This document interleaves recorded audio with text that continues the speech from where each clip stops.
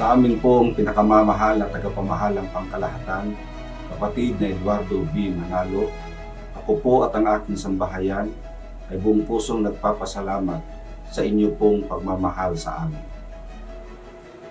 Kayo po ang aming huwaran sa masiglang paglilingkod sa ating Panginoong Diyos at sa ating Panginoong Hesukristo. Sa pagtataguyod ng lalong pinaigting na gawaing pagpapalaganap, sa pakikipagkaisa sa mga aktibidad ng mga kapisan ng pansambahayan, at maging sa pagtupad ng aming sinumpaang mga gampanan. Umasa po kayo na kami po ay magiging kawaksi po ninyo sa lahat ng mga gawain at aktibidad sa loob ng iglesia upang mabigyan namin lagi ng kasiyahan ang Panginoong Diyos.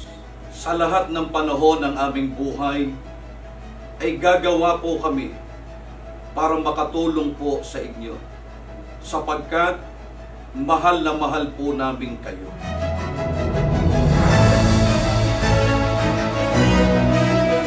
Kapatid na Eduardo V. Manalo, ang amin pong pinakamamahal na tagapamahalang pangkalahatan.